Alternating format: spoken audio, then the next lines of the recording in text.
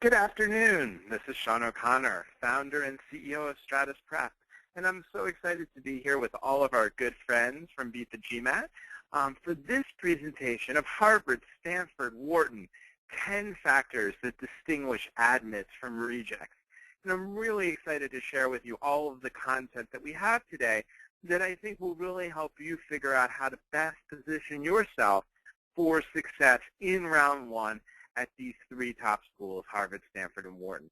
If at any point throughout the presentation you have a question, just go ahead and type it into the question box on your GoToWebinar toolbar, and I'll get to them as soon as I can throughout the presentation.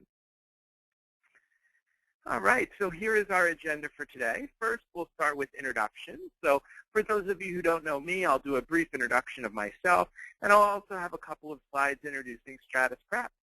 Then we'll go through one by one the 10 factors that distinguish Harvard, Stanford, and Wharton admits from those who don't make it through at those top schools. Then I'll give you some key takeaways as well as some success stories from recent years of people who made it through even when they didn't have perfect numbers and what they did to be successful. And then at the very end, we have an exclusive Beat the GMAT offer. We're excited to present this in partnership with Beat the GMAT for everybody who has attended today's webinar. So there I am, Shawn O'Connor, founder and CEO of Stratus Prep. And for almost 10 years now, I have been helping more than 2,000 applicants get into their dream MBA program. I myself did my JD and my MBA from Harvard. At Harvard Business School, I was a Baker Scholar, which put me in the top 5% of the class. For undergrad, I went to Georgetown, and I had a 780 on the GMAT. Before starting Stratus Prep in 2006, I worked with McKinsey & Company and Lehman Brothers. I write about MBA admissions for Forbes magazine in my column called The Launching Pad, and I've also contributed to the Wall Street Journal, Fortune, the Financial Times, Business Week, and CNN Money, amongst many other publications. And here are some of the places where Stratus Prep has been featured recently. So you see Forbes. I also have a column on U.S. News, the Wall Street Journal, Bloomberg Business Week, as I mentioned. I recently had an article on networking in MBA programs for the Financial Times, and then Fortune magazine, where I recently read an article about how to help folks from finance get into top MBA programs. All right, so here's a little bit about Stratus Prep, and I must confess, I love this graph.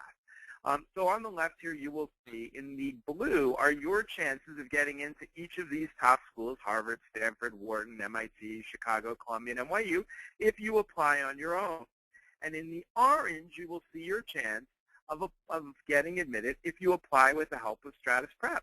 So you'll see that at HBS, we have a lifetime 60% success rate. So of all the students who've gone through our comprehensive package and completed our comprehensive package for HBS, 60% of them get into HBS. For Wharton, it's over 70%. At MIT, it's about 65%. Chicago, Columbia, those are both about 70%. NYU is about 75%. And even Stanford, where the average acceptance rate is about 7 or 8%, we have a 40% lifetime success rate. In fact, 99% of Stratus Prep clients each year get into at least one of the schools of their choice. In terms of GMAT prep, 80% of the students who work with us score 700 or higher.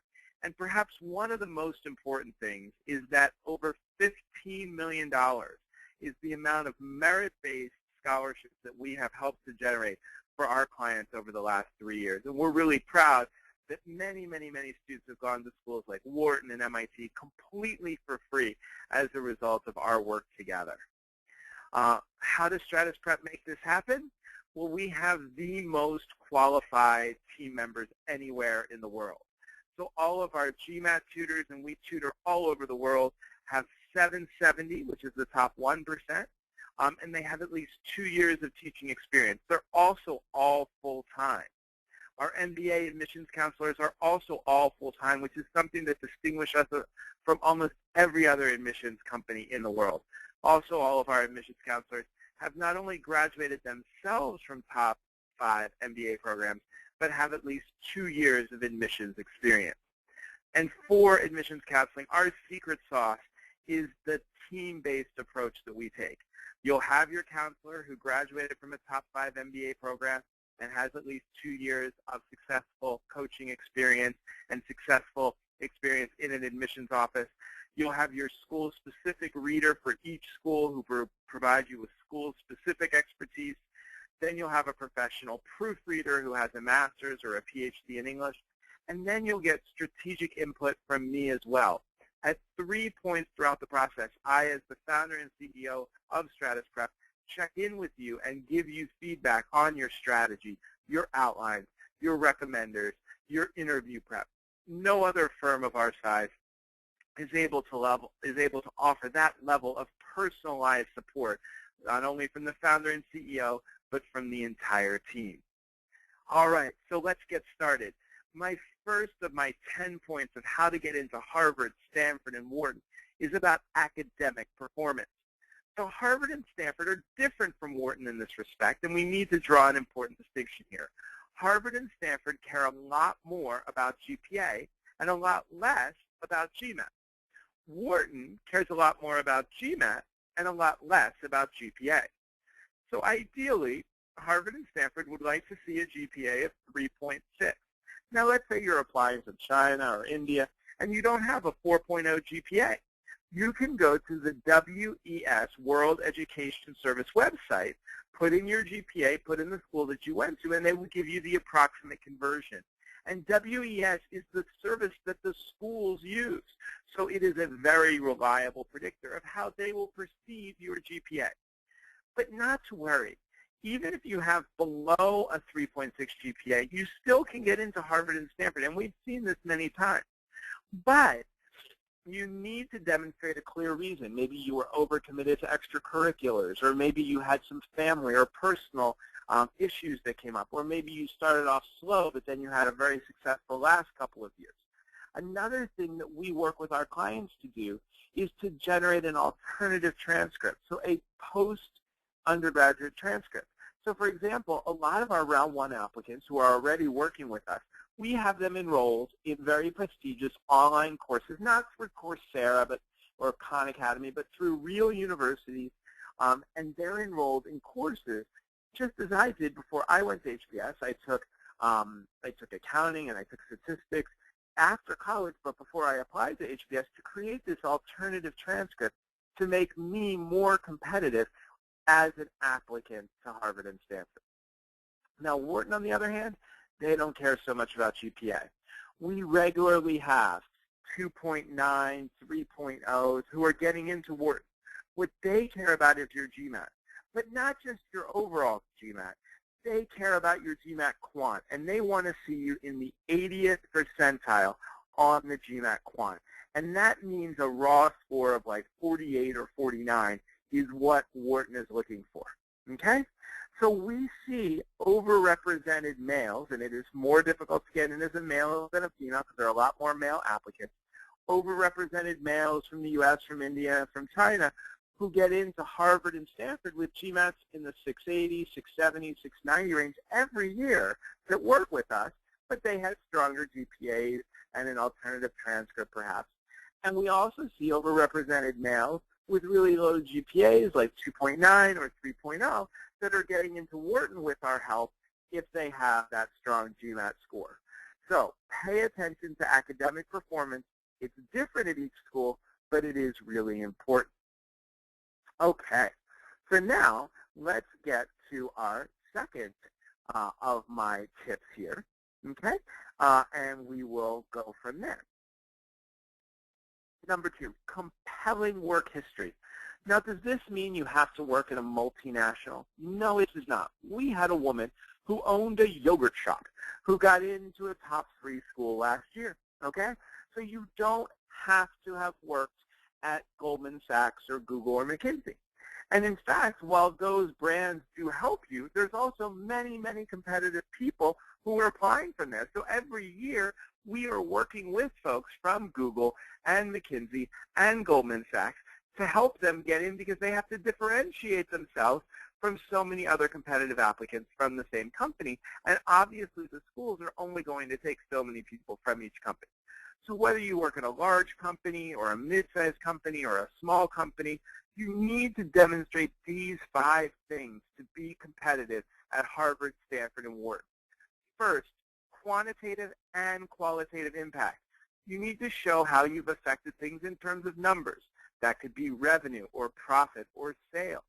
But it could also be throughput rates or other operational metrics, just-in-time inventory, okay? It does not have to be financial. It could be strategic or operational, okay? It could be number of contacts. It could be the number of people who have visited a certain website, okay? And it can be an absolute number, or it could be a growth figure. But you need to have quantitative impact. But you also need to demonstrate qualitative impact, okay? Qualitative impact, how you have impacted the people around you, how you've been a thought leader, how you've persuaded others, how you've mentored others.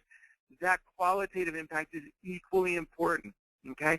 And make sure that your resume and your recommendations demonstrate all of these. Ideally, you also want to have at least one promotion, but a promotion is not enough. If it's a promotion in name only or because it was time for you to get promoted, that's not really going to carry as much weight. What I need to see is a promotion with increased responsibility. And I should say sometimes people, particularly in mid and small-sized companies, may have gotten a lot more responsibility but not gotten a promotion, and that's fine. If you don't get the name promotion, but we can demonstrate and your recommenders can demonstrate increased responsibility, that's going to be absolutely fine. But the key is demonstrating that over time, you have won the trust of your supervisors and your coworkers, and you're taking on increased responsibilities. Next, you absolutely have to demonstrate, and this is more and more important each and every year, entrepreneurship and/or intrapreneurship. So maybe you work at GE, and you work in a huge business unit in GE Capital. Okay? You're not an entrepreneur. You're not starting your own company, but that doesn't mean you can't be entrepreneurial. What we would call that is being an intrapreneur. You're thinking creatively and innovatively and outside the box within a larger organization. So whether you're starting your own organization, either pre-MBA, or it's part of your post-MBA goals, or you're working within a larger company and aspire to continue within larger multinationals, you have to demonstrate intrapreneurship as well as entrepreneurship. Next, you have to show leadership. And leadership has many different facets, and they're going to look for all of those facets. So we need to work together to pick out examples that will show leadership from above, leadership from below, and leadership of your peers. They're going to want to see that, yes, you can be a standard typical leader when you have people who you are in charge of, whether that's interns or the most junior member of the firm or whatever the case may be. But they also want to see that you can lead your peers, that when you're part of a group, part of a team, that you, through your persuasion, your communication, through your presence, that you can lead others. In addition, they want to see that you can lead from below, that you can convince others, your supervisors and other team members, to adopt your ideas and your approaches because you have the capacity to lead from below. In addition, you want to be an innovative leader. Okay, you want to demonstrate innovation, and this is particularly important at Stanford. It's important at all 3 schools, but it is especially important at Stanford, innovation and collaboration, that you are the kind of person who works together in a team to come up with new and different ideas that will positively and radically transform the world around you. So when you're thinking about work history, don't just think about your achievements, but think about it in terms of these 5 qualities. Have I demonstrated quantitative and qualitative impact? Have I demonstrated increased responsibility? Have I demonstrated entrepreneurship and intrapreneurship? Have I shown how I'm a leader from above and below and with my peers? And have I demonstrated that I'm a collaborative innovator? Next, international experience. This is becoming more important as well. Whether you're an international applicant, they're going to look then for experiences outside of your native country, or whether you're an American applicant, in which case they're also going to look for some foreign experience. Now let me tell you what this does not include. This does not include your college study abroad in London or Florence. That's not going to be good enough for the international experience they're looking for.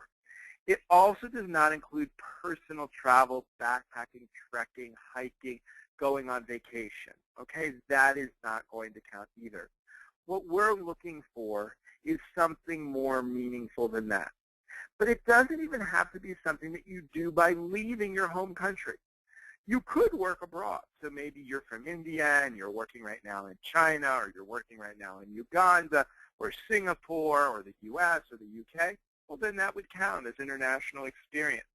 Okay, or maybe you're an American working in Brazil or Australia. That would count as international work experience.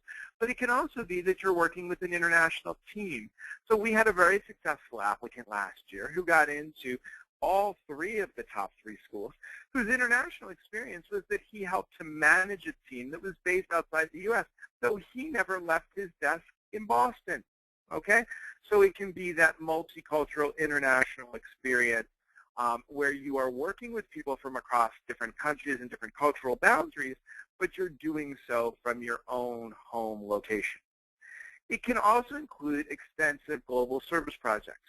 So this could be you went abroad to help in an AIDS clinic in South Africa, or you did a mission trip for some extended period of time, or you were in the Peace Corps, or you were in Teach for India or Teach for China, okay? In addition, it could be work with international organizations, okay? Or it could be work within your community but serving international members of your community. Another very successful applicant that we had from last year thought she had no international experience.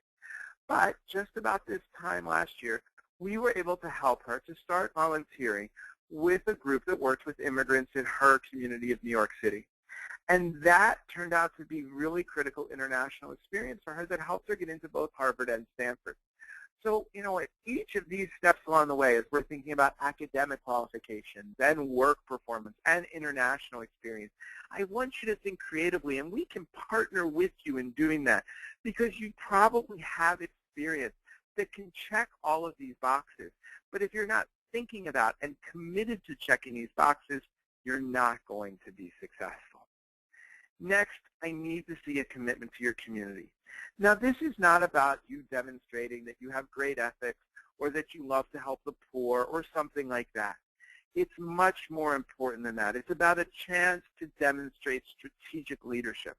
The reason that the schools care about community work and extracurricular work and nonprofit work is that they want to see that you are a leader, not just at work, but throughout your life, because they're trying to identify the next great generation of leaders to join their class.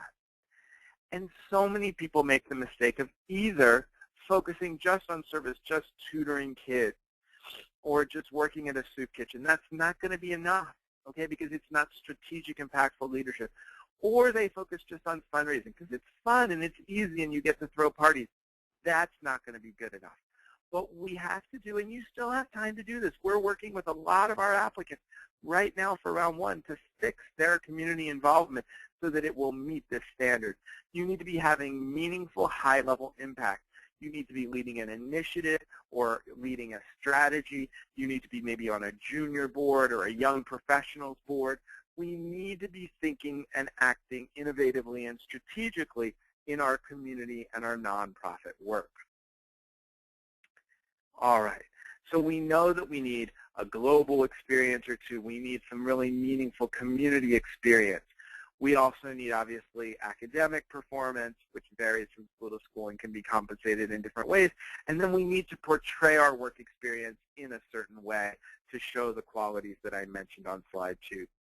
Now we come to slide 5, a habit of leadership. And I borrowed this from HBS.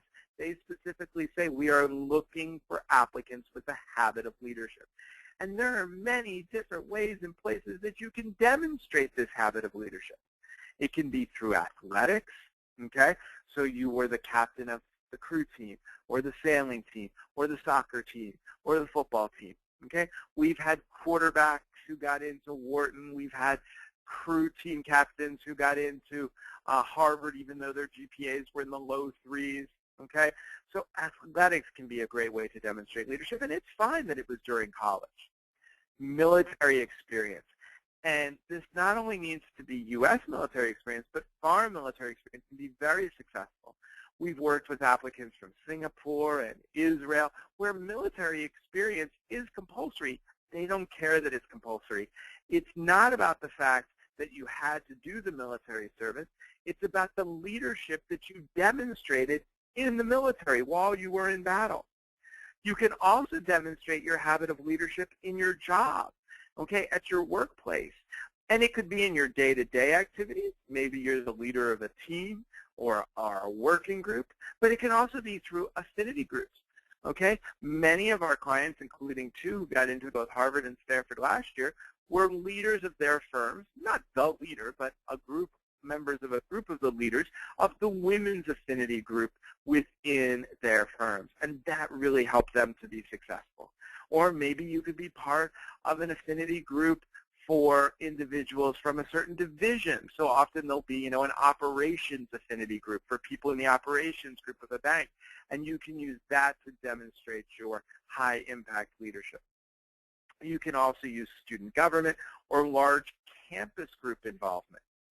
And perhaps the one that a lot of you aren't thinking of, but was very successful with an applicant of ours who got into Wharton with a sub 3.0 GPA is family. He was a male from an overrepresented group in finance with a 700 and a sub 3.0 GPA, and he got into Wharton. And we convinced him to write an essay about how he had been a leader as the oldest sibling in his family, and that's what definitely got him in. Okay? So think broadly about how have you demonstrated a habit of leadership in one of these areas, or maybe another area that we'll come up with together, whether that's athletics or military or the workplace, student government, campus groups, your family, etc. Okay. Next, short and long-term goals. And this is where some people make the biggest mistakes. Okay? They try to be a double switcher or a triple switcher. Okay, a double switcher is someone who's saying they want to change industries. So they want to go from, airlines to manufacturing. And they want to switch functions. They want to go from finance to marketing. That's a double switch. A triple switch is somebody who wants to change function and industry and geography. That's also tremendously dangerous, okay? You say, okay, I want to go from manufacturing into consulting. I want to move from marketing into strategy, and I want to move from the U.S. to Asia. And you might think, this is great. I'm giving them this really ambitious plan that I have. But it may not be attainable, at least not in the short term. You may need to stage that out, maybe first get into consulting in the U.S., then move into strategy consulting, and then go abroad. So what we need to do is work with you to come up with clear, attainable short-term goals. So they need to be clear and attainable, something that you could do a legitimate job for immediately post-MBA. And then your longer-term goals should and can be more idealistic. Both your short and your long-term goals need to show that you're going to contribute very significantly to society, okay? And they also need to connect to your past, because you want to show I'm doing something different, I'm doing something dynamic, I'm doing something that's going to improve the world around me, but you also want to show that you're doing something that builds on the skill sets from your previous work experience. So it shouldn't be the same thing, because there'd be no reason for an MBA, but it should build on those skill sets. And please be unique. The dean of HBS, not the dean of admissions, the dean of the school has said the last thing that we need, is more consulting and iBankers. The last thing we need is more consultants and iBankers. So if the dean of the school is telling you that, then you know, okay, that that's probably not the way to go in terms of your short and long-term goals. You want to show that you're going to do well. You're going to do something that's profitable. Harvard, Stanford especially, and Wharton, they don't want to hear anymore about how you're going to do some social project that is not sustainable or profitable. They want to make sure that it is going to be sustainable and profitable. They want you to do well, something that is going to be able to survive financially while also doing good, just like Apple. Apple has revolutionized the way that we communicate and the way that we work together, and the ways that we, share all different sorts of experiences, but they've done so in a sustainable and profitable way. So we have a whole series of exercises that we put you through to make sure that we get to short and long-term goals that are attainable, that build on your skill sets, but that show that they're different and that they'll contribute significantly to society, and that will make you unique and really stand out from the applicant pool. Because so many people are going to say, I want to be a management consultant, I want to be an investment banker, and that's going to fail. So you don't want to be in that situation. And remember, do well and do good, and you will be successful. Okay, next, recommenders. This is another place where students make a huge, huge mistake. And we like to work as closely with recommenders as we possibly can, because you need recommenders who are going to play the game. Okay? You need recommenders who are going to play the game. Okay? You need references, okay, that prove through specific examples that you are very strong among your peers in each of these areas: strategic thinking, leadership potential, analytical rigor, and communication savvy. Okay? And if they just say you're the greatest person ever, that's not going to work. They need to demonstrate all of these different things, okay? Strategy, leadership, analytics, communication. And they need to demonstrate them through specific examples, projects that you worked on, teams that you led, et cetera, okay? Also, for those of you from international locations, know that in the U.S., and especially for these U.S. schools, there is a focus on a commitment to exaggeration, okay? And so they expect your recommenders to say things like, this is the best analyst I've worked with in my 20 years at Credit Suisse, okay? This is the best associate that I've worked with in my 10 years at Google. They expect that, and even though in India or China that might be considered immodest, it might be considered ridiculous, people might laugh at, that's the expectation in the U.S. If they say you're excellent, it only means you're good. If they say you're good in the U.S., it only means you're fair. If they say you're fair, it only means you're poor, okay? Because there is this expectation of exaggeration. So your recommenders need to know that, and they need to play the game. And they need to prove that you are that best analyst ever with specific examples that fall into these three categories. Next, you need a results-driven resume. And this resume better be one page, okay? You need to demonstrate a track record through a one-page resume, okay? I started Stratus Prep 8 years ago. I worked at McKinsey. I worked at Lehman Brothers. I worked in the government. I have 2 degrees from Harvard, my undergraduate degree from Georgetown. I'm able to get my resume onto one page. You can do it too.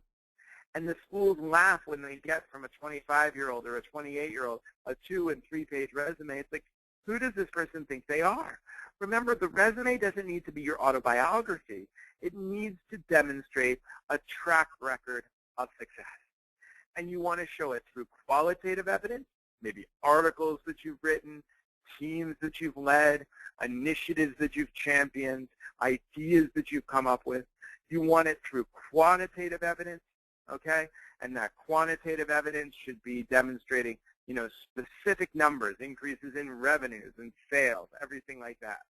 And you also want to be sure to include your academic progress, your professional experience, some of your personal interests and hobbies, as well as your extracurricular and nonprofit commitments.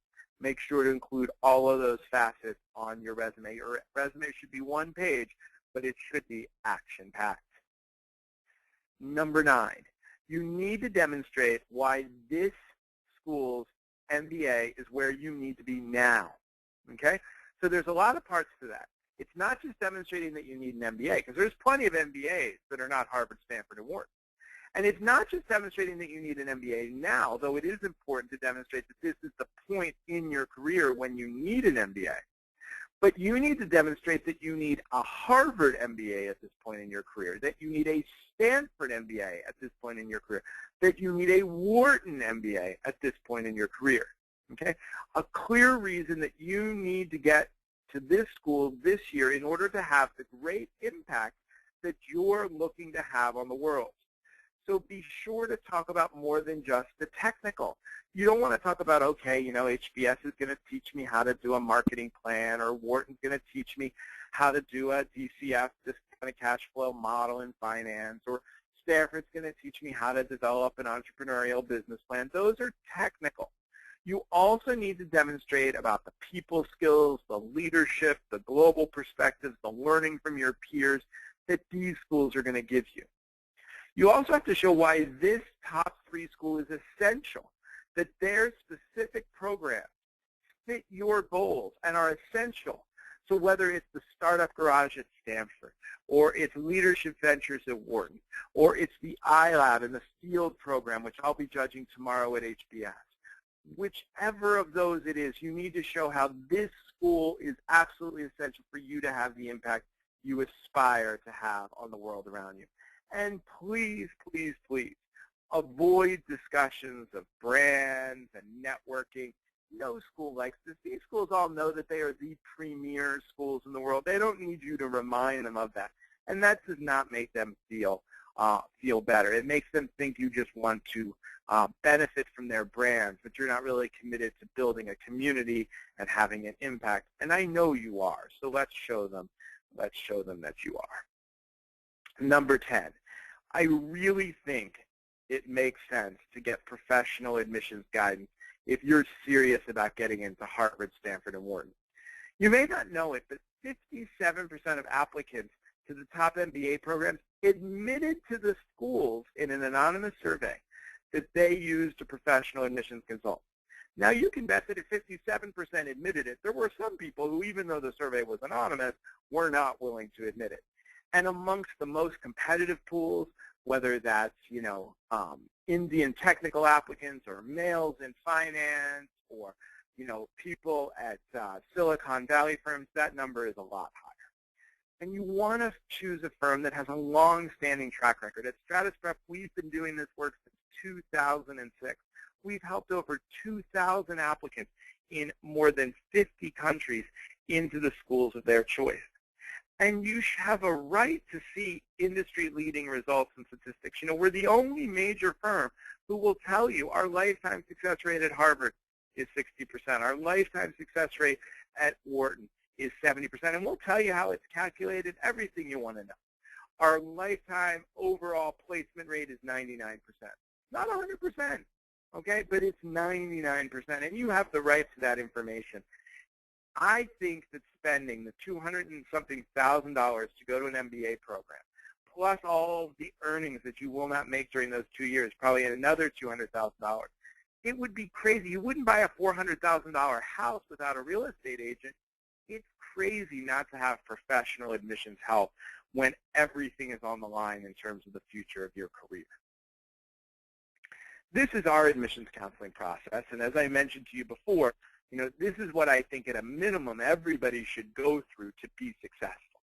First, a diagnostic of your strengths and weaknesses and how you can improve your profile. And this is why, we had people who started for round 1, which is in September and October, who started as early as January because they wanted to do this diagnosis. We even have some people who signed up for next year's round 1 because our service is unlimited amounts of time, and so we work with you whenever you sign up. We identify your strengths and weaknesses, and we're filling in those gaps. We're helping you improve your profile the whole way through so that you'll be as successful as possible. Then you want to get inside information on the reputations of the schools and the strengths and the weaknesses of each of those schools and what schools are going up like Yale and what schools are going down, and why should you be concerned about this? Or if you want to get a job in consulting, why is it that you need to consider Kellogg? All the things like that. And then choosing those schools that best match your interest and having a good profile of schools. Then, there should be extensive discussion around, we spend a lot of time, hours upon hours upon hours, getting to know you, brainstorming with you, asking you every possible question under the sun to come up with the most unique and distinctive topics and structures for your essay. And then we review and edit not only your essays, but your resume and your short answers, with everybody doing that, your counselor, your school-specific readers, your proofreaders. Then you need to select the right people to draft your recommendations, and you need to coach them. And if they're open to it, we want to also coach them and review them and give them feedback. You want to prepare for live and video interviews. Okay, more and more schools are doing video interviews before the live interviews as a way to sort through people more quickly. You'll need a game plan if you're waitlisted, and most important, you want a winning strategy to negotiate the maximum possible financial aid award. And the reason for that is, this year we had a candidate who got a full ride to MIT, but also got into Wharton and really wanted to go to Wharton. Well, even though Wharton's ranked significantly better than MIT, with our help, this candidate was able to negotiate a full ride at Wharton. So now he's going to his top choice school with a full ride, and that's the position you should be in. Here are a few success stories of folks that we've worked with that goes to prove that your numbers need not be perfect. It's about putting together this whole perfect package that's going to get you into Harvard, Stanford, and Wharton. Rob, from a top 25 undergrad with a 3.7, 700 on the GMAT, admitted to Stanford. Okay, worked a little bit in investment banking and then a little bit at a boutique consulting firm. Alex, 4 years in finance, primarily venture capital, liberal arts, 670, admitted to HBS and Columbia. Victor, from an Indian university and non-IIT, with only a 3.0 and a 670, admitted to HBS, okay, off of his entrepreneurship experience. And then Jennifer, I told you Wharton admits with lower GPAs, 2.7 and a 720, okay, a very sort of bland sales and trading profile, admitted to Wharton. So here are my key takeaways. Recognize that every year it's getting more and more difficult to get into the top MBA program.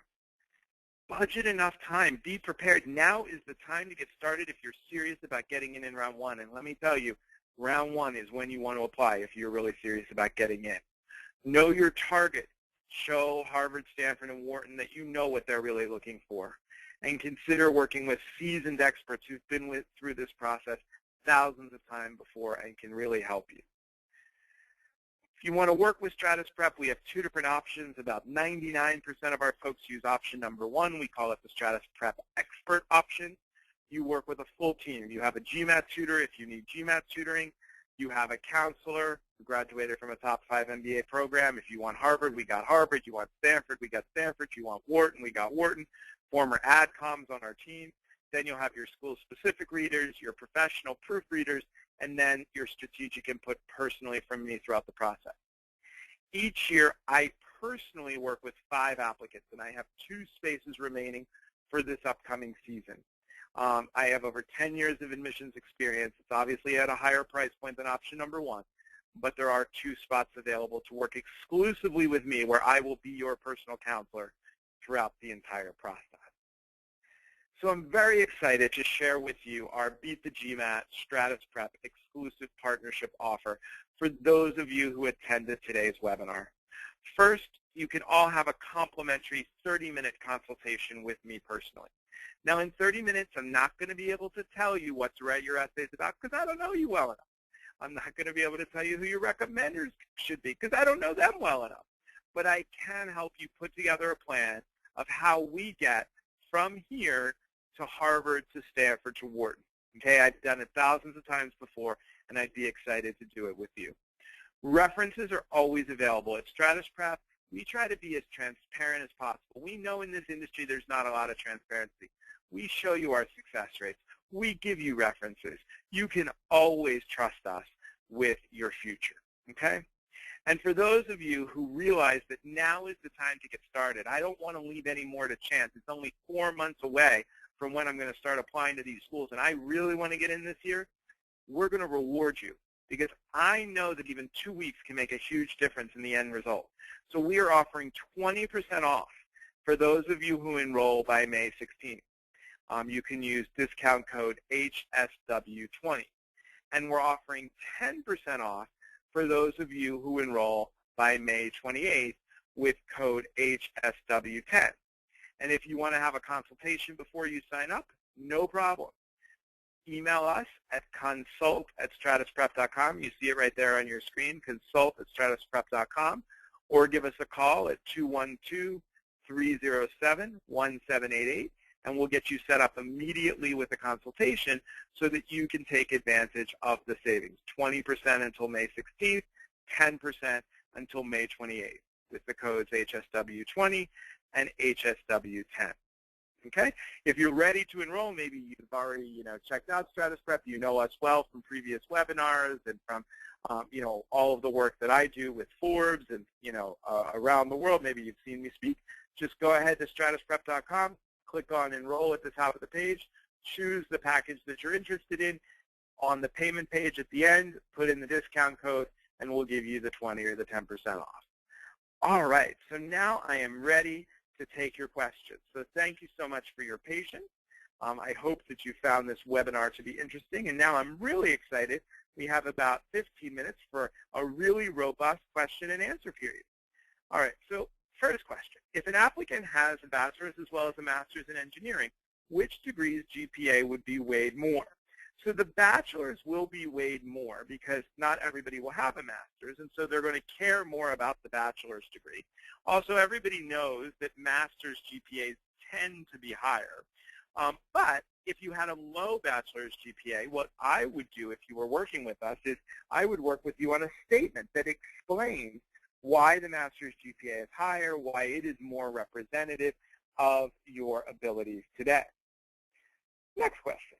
I have a GPA of 730 and a GMAT of 730 and a GPA of over 3.8. I was discussing applying to some people at work and my desire to get a scholarship, and a Wharton alum recommended that I retake the GMAT if I'm serious about getting a scholarship. Given my stats, does that make sense, and should I focus my time on my essays instead of retaking? You definitely do not need to retake. We had 10 or 12 people who had scholarships to Wharton last year, and almost all of them had numbers equal to or lower than yours. So you definitely do not need to retake. What you need to do is focus on those essays, focus on the recommendations, the resume, the extracurriculars, filling in any gaps in your resume, any gaps in your profile, which we'd be happy to help you with. But that needs to be your focus, okay? All right, for anybody who joined late, just a reminder that you can set up a consultation with me by emailing consult@stratusprep.com. And we have a 20% special Beat the GMAT Stratus Prep savings until May 16th using discount code HSW20, and 10% off until May 28th using discount code HSW10. So go ahead and schedule your consultation if you'd like. You can also give us a call at 212-307-1788. How does Harvard, Wharton, and Stanford view applicants from Africa, specifically South Africa? We work with a lot of applicants from Africa and from South Africa, and we've had them admitted to all three schools. So, they definitely positively view those. Obviously, you'll want to talk about how living and growing up in Africa has impacted your life story, because that'll be something that they'll be interested in, how that's shaped your global perspective. Are there any additional criteria or conditions that need to be taken into account? So today's presentation is pretty robust. If you hit it out of the ballpark on these 10 items, you will be in good shape. Now, that's easier said than done, and that's why we work with literally hundreds of students every year. Last year we worked with hundreds of students from 39 states and 32 countries, helping them into Harvard, Stanford, and Wharton, because to put together this package and to accomplish everything that I've talked about today definitely takes a lot of time, a lot of effort, a lot of expertise. The workload doesn't allow time for community service. Will that be a showstopper? No, but you'll definitely want to show maybe leadership through work or other things like that.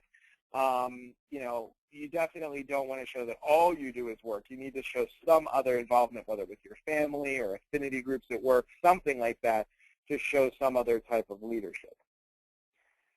I work right under an iBanker. Case be this, I can mention I want to go into iBanking, right? You can mention that you want to go into iBanking if you'd like, but I would not say that you want to go into iBanking, even if you work right under an iBanker, because, iBanking is what a lot of people apply, say that they want to go. Everybody says that they, everybody says that they want to go into iBanking, so if you want to go into iBanking, you can probably come up with a better story than I want to go into iBanking. Okay, a lot of people are going to be saying that, and I might be thinking about some other types of finance, maybe developmental finance, developmental economics, something like that, so that you're doing good. Maybe iBanking in developing markets or emerging markets with some specific focus that's unique to you.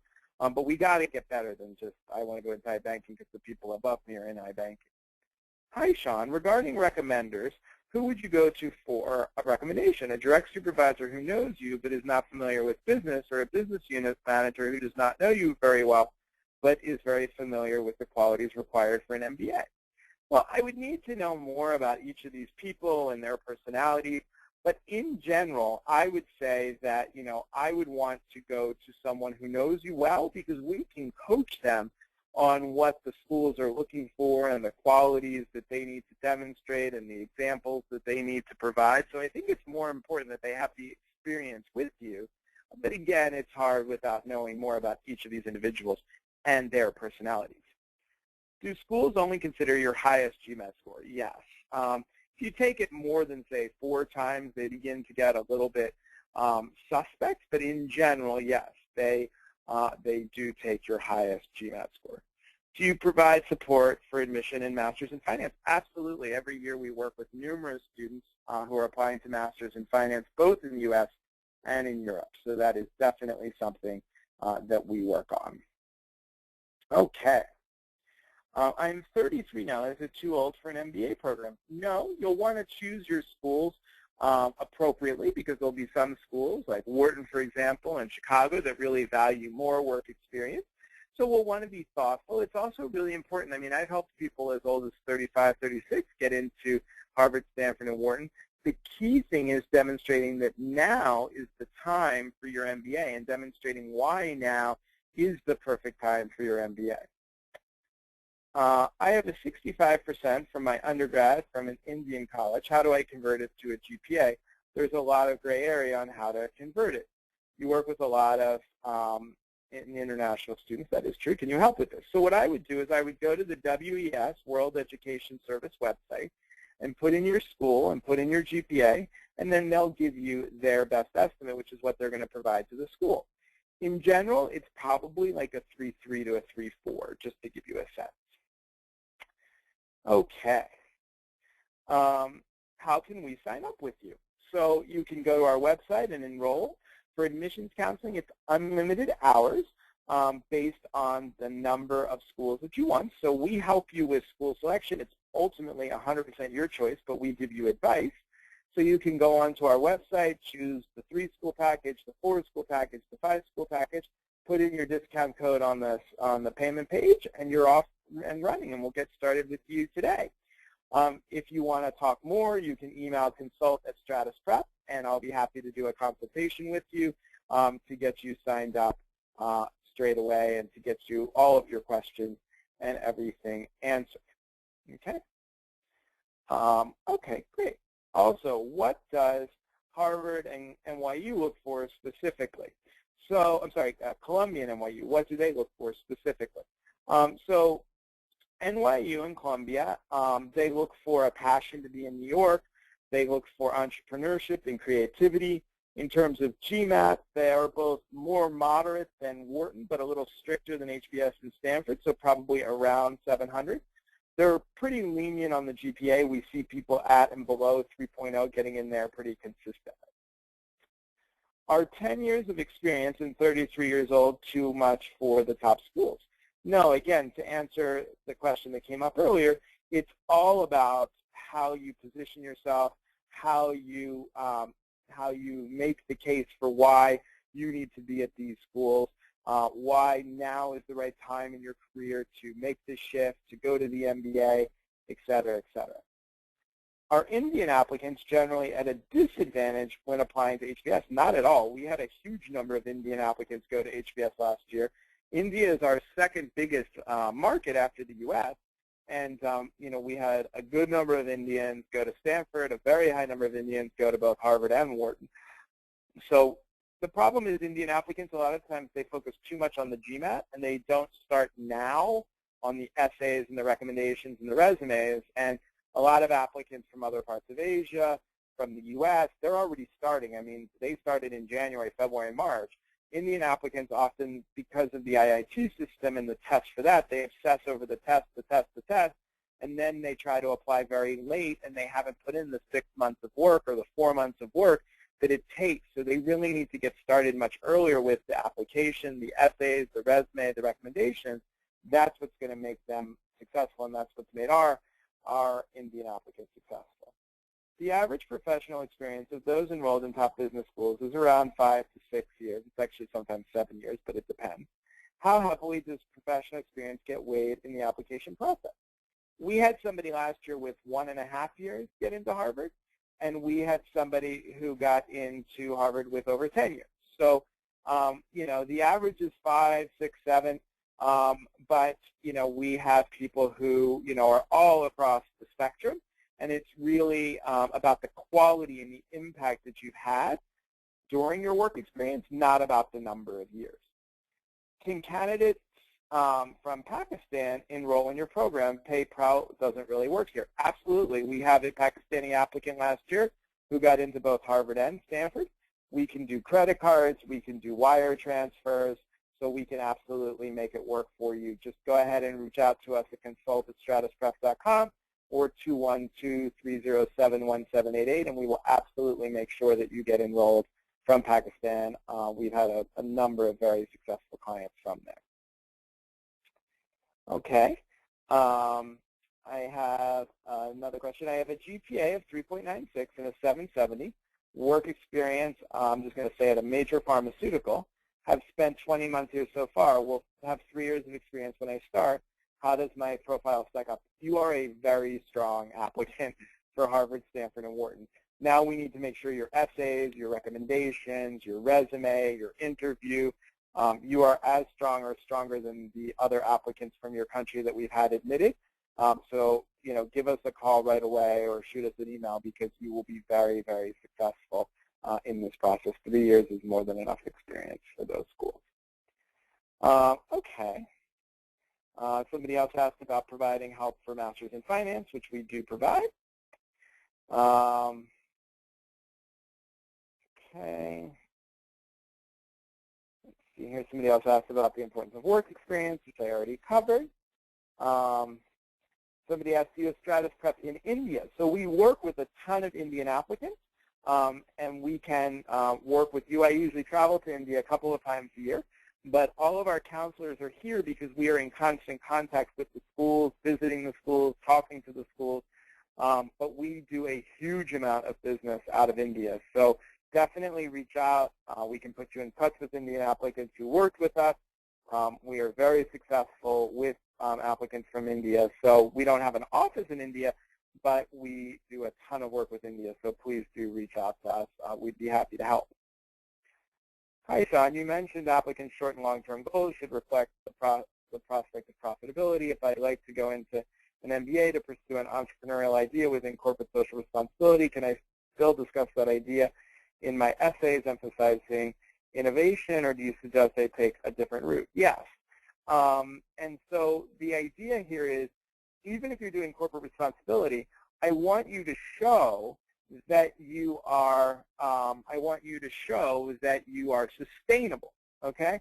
So it's not about being sure that you don't have to be profitable per se, but you have to be financially sustainable so that, so that we are not having to have, to always put new money in. We want to make sure that this is going to become a sustainable enterprise. So you can definitely do social entrepreneurship, corporate social responsibility, but we need to show that it's financially sustainable. Somebody else asked, how can we sign up with you? So if you're ready to go, you know the number of schools you'd like, go to www.stratusprep.com, click on the Enroll button, Business School Services, MBA Admissions Counseling, pick the number of schools that you want, pick whether you want with me or with a regular counselor, go to the payment page, put in HSW 20, and you'll be good to go. If you'd like to chat more, consult@stratusprep.com or 212-307-1788, and we'll be more than happy to help. How many schools are too many schools to apply to? I'm thinking of 4 to 5. 4 to 5 is completely normal. The normal is 5 to 6. So 4 to 5, I would say probably do 5. You may want to do 6 just to have a safety school, but that's the norm. Too much is like more than 8. We typically see a good number of people do 7 and 8, but not more than that. I did an executive MBA from one of the top business schools in India through VC while working there. Shall I show this experience in my essay? My MBA GPA was lower as compared to my graduation and other school grades. You should put it on your resume. I don't think you should talk about it in your essay. It's not something that I think we can come up with much more interesting things to talk about in your essays. But they're very familiar with Indians who do an MBA in India and then come and do an MBA in the States, so that's totally fine. I have a 3.4 currently. Did RAing and a few internships and had a couple of positions in my professional business fraternity. How good are my chances for NYU and Columbia? In general, they're pretty good. I'd want to learn about anything else that you did in terms of your professional experience. I'd want to know more about your personal history, your GMAT, but you'll definitely be competitive. I just need a little bit more information. So if you want to reach out at consult@stratusprep.com, we definitely could talk more. Okay. I have 5 years of professional experience, but also 2 years of full-time unpaid missionary experience. Will AdComs view me as having 7 years or 5 years of work experience? They'll view you as having 5 years of work experience, but they'll be really excited and happy about the missionary experience. Okay? They really, really like people with missionary experience. We've been very successful with people from a number of different communities who have missionary experience, especially if it comes with language skills. I have 75% in my BTech in India and have been participating in various activities as well as working. Am I eligible for Harvard, Stanford, and Wharton? Absolutely. I'd want to talk more about everything else that you do, but definitely. Okay. Someone asked if I start with one counselor but want to switch to another counselor at Stratus Prep, is that possible? Absolutely. It's very rare, but we are here to make sure that you have an awesome experience. And so if you don't connect with your first counselor, we definitely will connect you to another counselor or as many counselors as you like. We're here to help in every way that we can. Okay, I have a GPA of a 4.0 from an IIT with a WES conversion, great, and a GMAT of 730 with banking and middle market PE experience in India and strategy work for my family business. How are my chances at Harvard, Stanford, and Wharton? Those are great. That's a great profile. So, we definitely would want to work with you because there will be a lot of similar Indian applicants, but that is a really, really strong profile. So let's definitely talk about that. If I don't have a decent GMAT yet, shall I consider the essay after the GMAT? No, no, no. This is the mistake everybody makes. Everybody focuses too much on their GMAT, okay, and then they wait, and then it's too late, and then they can't do round 1, and then they do round 2, and then there aren't a lot of spaces left in round 2. No, you should do the GMAT and the admissions counseling simultaneously. Many of the people that we're working with right now have not yet done their GMAT, but they know the importance of the essays, the recommendations, the resume, so they're working side by side.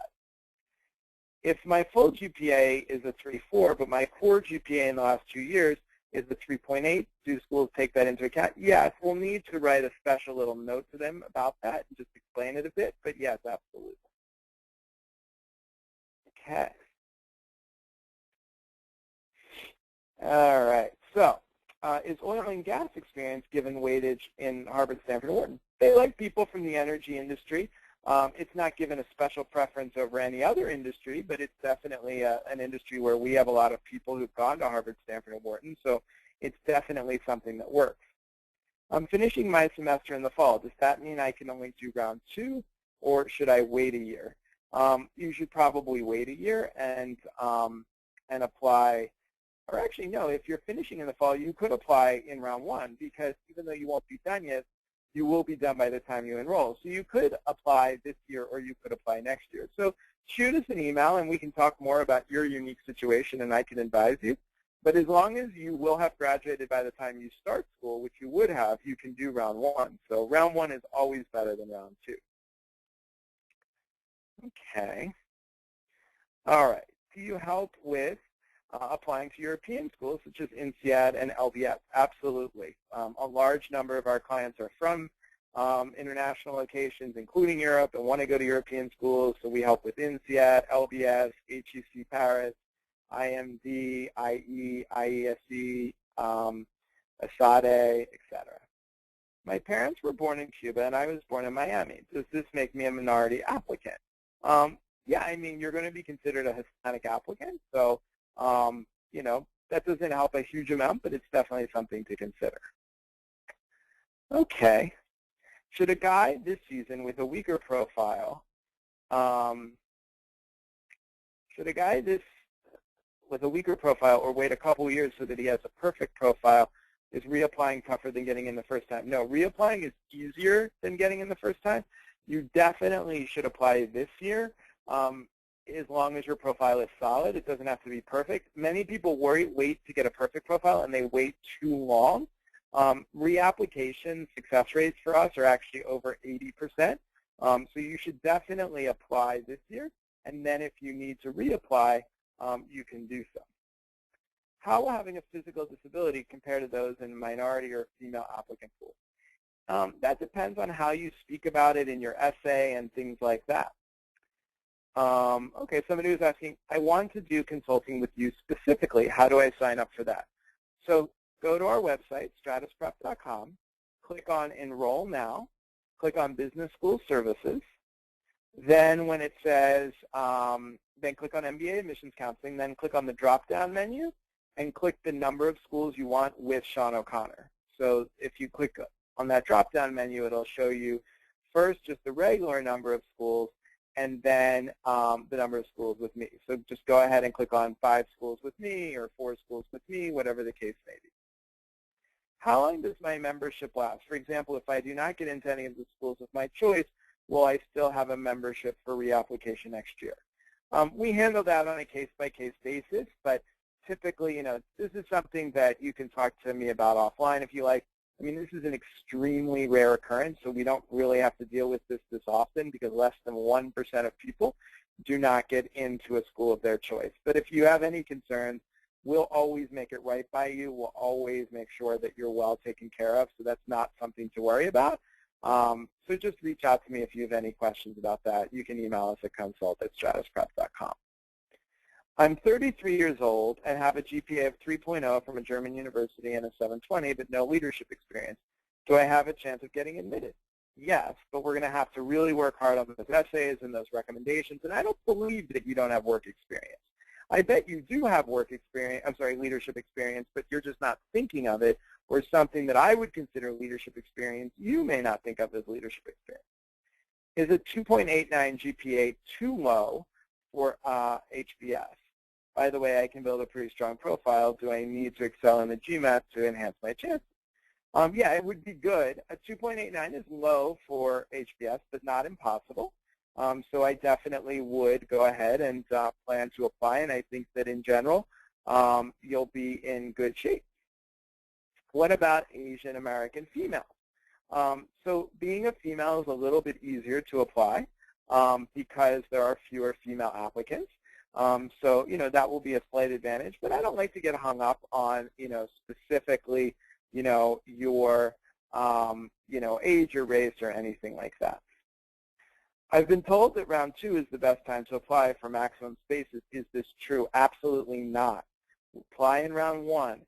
It gets you 2 bites at the apple. If you're on the border in round 1, then they push you to round 2 and you get an option at all of those spaces too, but you also get all of this options for the spaces in round 1. When will Harvard, Stanford, and Wharton post the new essay topics? Within the next few weeks. I'm hearing from Harvard that it'll likely be the same as last year, the open-ended question. I'm hearing that Wharton is going to change the question, and we can go from there. What are the additional costs of working with you, and does the discount still apply? Yes, the discount still applies. You can find the different costs by school of working with me or working with a regular counselor online, or you can just go ahead and give us a call or email consult@stratusprep. But yes, the discounts do apply even if you want to work with me personally. Okay. just a couple more questions. I know we've run over, but I want to make sure I get to everyone's question if I can. I'm not going to be able to take any more questions, so please don't type in any more questions, or else the Beat the GMAT community will get very upset with me because we're already over time. But I will finish up with the questions I have. I am a 28-year-old candidate, 3 years of experience at a Big Four audit firm, PwC and Deloitte, good academic records from Romania.